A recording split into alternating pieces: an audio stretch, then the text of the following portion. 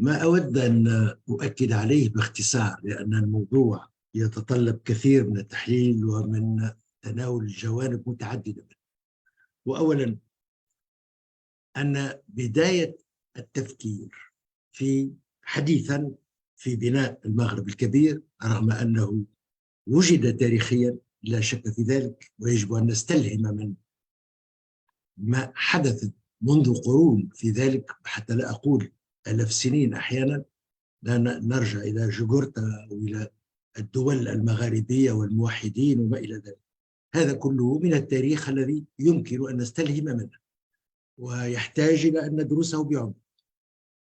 لكن حديثا ابتداء من، لنقل من أواسط القرن أو من أواسط القرن الماضي، الفكرة بدأت أساسا في مستوى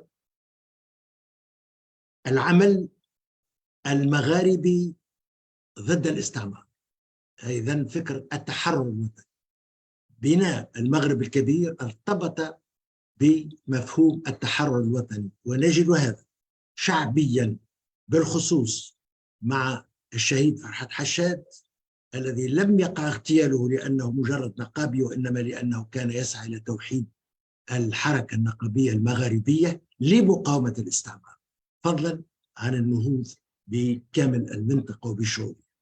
هذا لابد من التأكيد عليه. كذلك تبلورت أيضا الفكرة في المهجر في القاهرة في ما يتعلق بلجنة تحرير المغرب العربي، دائما مرتبطة بالتحرير أيضا من الاستعمار السياسي والاجتماعي. مؤتمر طنجة حلقة أساسية، لذلك يجب أن نؤكد على هذه الحلقة، لأنها من قيادات سياسية في بناء المغرب الكبير، وبدأت تتبلور قرارات إذا اتخذتها أحزاب هي حاكمة ومستعدة للحكم. مؤتمر طنجة إذن هام جدا في 58. إذن نرى أن فرحات حشاد اغتيل في 52، ويحتفل بهذه الذكرى سنويا في الدار البيضاء، لأن مظاهرات الدار البيضاء كانت ضد هذا الاغتيال. على سبيل المثال، بما أنني الآن في الرباط. كذلك فيما يتعلق بقمة زيرالدا التي جاءت لتجسم ذلك في مستوى سياسي. زيرالدا في الجزائر، وهو اجتماع قمة تحضيرية بضعة أشهر، عندما نعدها نجدها تقريبا 9 أشهر، فكأنها حمل وقع. إذن وقع هذا الحمل في زيرالدا، وتم الوضع في مراكش بعد تقريبا 9 أشهر سنة 89. إذن هي مراحل مترابطة ومكملة لبعضها بعض. هذا يجب أن نتعظ به، أن نحلله وأن نرى كيف تدرجت الفكرة. عندما نقرأ أدبيات مراكش فإنها شيء جميل جدا، هو نوع من تحقيق الحلم، هو وضع الأسس التي يبنى عليها تجسيم هذا الحلم القديم. وهذا الحلم، بما أنه ذكر لي الأمل، فالحلم لا يجب أن ينتهي، يجب أن يبقى، وأن يبقى الأمل قائما، وأن ننقله من جيل إلى جيل، وواجب كل جيل أن ينقله إلى الأجيال المتعاقبة، لأنه لابد أن يتحقق طال الزمان أو قصر. يتحقق تماما أو يتحقق جزئيا، أعتقد أن إمكانيات التحقيق متعددة. أذكر على سبيل المثال للحصر أنه بداية التفكير في الأسس التي يمكن أن يبنى عليها، لا سياسيا ولكن انطلاقا من قواعد أخرى، منذ بداية السبعينات بدأنا في عمل مشترك في جامعين في بناء لغة التعليم لتوحيدها في الكتب المدرسية من بداية السبعينات. فأنشئ الرصيد اللغوي المغاربي، وهو منشور في كتابين بالعربية وبالفرنسية، باشتراك بين 3 مجموعات بحثية في المغرب وفي الجزائر وفي تونس.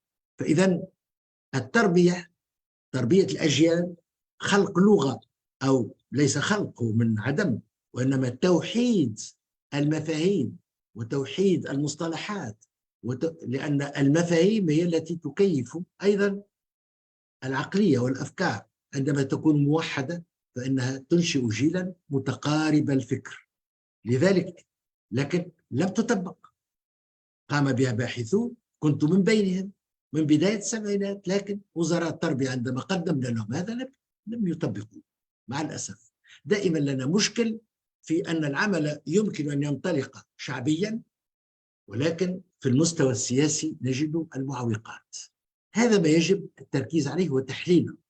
كيف يمكن أن نربط بين الإرادة الشعبية، بين الإمكانيات التربوية، بين العمل الذي يقوم به الأكاديميون، ولماذا لا يقع في المستوى السياسي التجسيد؟ لأن القرار هو بيد أهل الحكم بطبيعة الحال، الحكام، ولذلك كيف نقنعهم، كيف نساعدهم؟ فيوجد عمل. إذن كيف نركز العمل للمستقبل؟ من نقاط ضعف العمل الوحدوي العربي إجمالا، ليس فقط المغرب، هو التفكير دائما انطلاقا من القمة، انطلاقا من الوحدة السياسية. كلها فشلت بدون استثناء، لأنها انطلقت فقط من السياسي، بينما القاعدة الأساسية يجب أن تكون اقتصادية، اجتماعية، تربوية، ثقافية، وبحثية. هذا هو الأساس الذي تبنى عليه القرارات السياسية. هذا ما ينقص في عالمنا العربي وفي منطقتنا المغربية، وهي جزء منه. تتميز بالطبع بأن لها امتداد إفريقي عميق، ولها علاقات متوسطية مع شمال المتوسط، ولذلك نجد إطار 5+5 الذي ينشط رغم كل شيء. إذن المعوقات هي أساسا سياسية. كيف يمكن، ماذا يجب أن نعمل؟ أعتقد أن المجتمع المدني والأكاديميين والجامعيين يجب أن يكون لهم ضغط معنوي على السياسيين في ذلك. الإعلام يجب أن يقوم بدور كذلك في هذا الشأن. إذن والإعلام هو ليس الإعلام الرسمي فقط، الإعلام أيضا المجتمع المدني. أعتقد أن هذا ما يجب التركيز عليه بالنسبة للمستقبل. وأنا الآن أعيش تجربة يعني في هذه الأيام من بعض العراقيل التي نضطر إلى مجابهتها في ظروف صعبة استثنائية بالإقناع، ولكن بدون أن ندخل في الجدل العقيم أو ندخل في الصراعات السياسية أو في الاعتبارات السياسية. نركز على القيم، نركز على الأخلاق، نركز على القوانين، على احترام القرارات، على احترام التوصيات. العمل في إطار المغرب الكبير متواصل. لماذا يرى الناس دائما، وأقرأ هذا بكثرة، أن الاتحاد المغربي العربي في موطن سري؟ لأن الناس لا يرون دائما أن القمة معطلة منذ 94 سنة 94، لكن لم يمنع ذلك من وجود اجتماعات قطاعية في جميع الوزارات وفي جميع القطاعات، وأن تنشأ عنها توصيات، البعض منها نفذ والبعض لم ينفذ. دائما مشكل عدم التنفيذ هو قرار سياسي. القطار ذكر منذ حين وله رمزية خاصة، هذا القطار المغاربي. الدراسة الآن جاهزة تماما، تنتظر فقط التفعيل. بعض البلدان بدأت تفعل في مستواها، وتبقى قضية الحدود يجب التفاهم فيها ليس بين 5 بل بين 2 و2 و2. لابد من ذلك. إذن لابد من التقدم في هذا المجال. ولهذا عندما نقول أنه لا يمكن بناء اتحاد المغرب الكبير على قواعد صلبة بحدود مغلقة، من باب أولى وأحرى بعلاقات سياسية أو دبلوماسية مقطوعة.